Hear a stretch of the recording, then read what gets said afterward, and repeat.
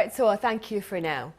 Right, revisions continue to be made to streamline Korea's response to Omicron. For more, I have Seong-WOO here in the studio. Seong-WOO, it's been a while. Welcome back. Happy to be here. Right, let's start with the latest on COVID-19 vaccinations for children here in the country then.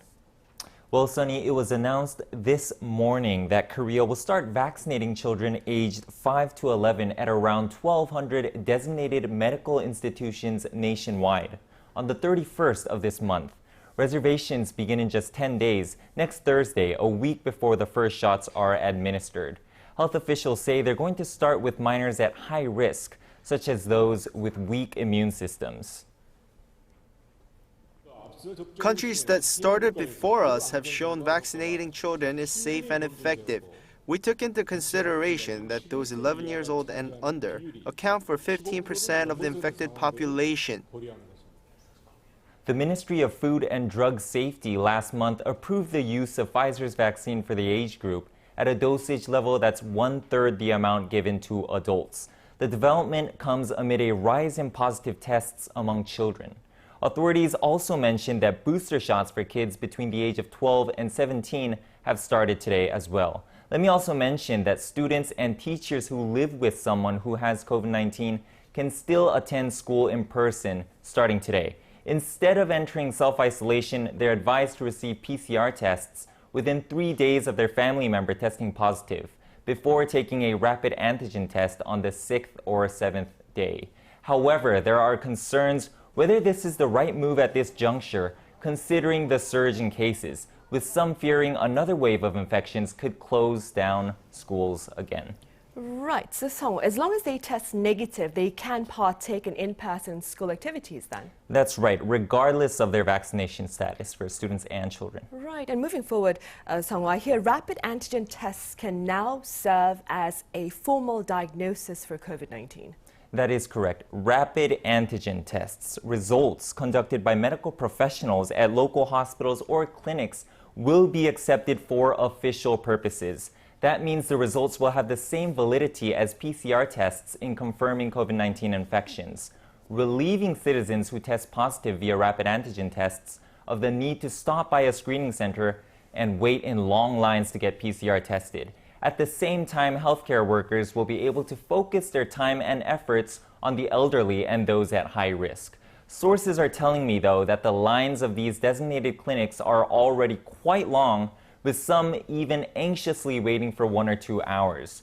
The decision comes as recent data showed almost 95% of people who tested positive on a rapid antigen test tested positive through a PCR test as well. The change will allow those over 60 to be prescribed with the oral COVID-19 treatment, Paxlovid, just with proof of a positive rapid antigen test. People who test positive by testing themselves at home or at screening centers via self-test kits, however, will not be officially classified as an infection case. The shift falls in line with the government's recent transition to focus on treating serious cases and preventing deaths, even ending its rigorous contact tracing program amid a shortage in medical resources. And before you go, Seong-WOO, do give us a quick rundown of our current Omicron outbreak, including, of course, the tallies mentioned by Seoa earlier on. Sure, for starters, the number of patients who are in currently severely ill condition reached an all-time high of 1,158, and with 200 more virus-related fatalities recorded, the death toll stands at just under 10,600. Nearly 67% of intensive care beds are occupied, which authorities say is manageable at this point, but the percentage hikes up to nearly 75% when only considering areas outside the capital region. A total of 1.61 million people are undergoing at-home treatment, by the way, increasing by nearly 43,000 from yesterday. Health authorities predict the Omicron surge will reach its peak sometime before March 22nd, possibly within this week, and they expect the daily average over a week during that period to be between 295 and 372,000, with the number of those severely ill at around 2,000. Government data shows the number of severely ill patients and fatalities last week increased 1.4 and 1.5 times respectively compared to the week before. Virus-related deaths came to 1,348 last week, 2.5 times the figure reported between February 20th and the 26th.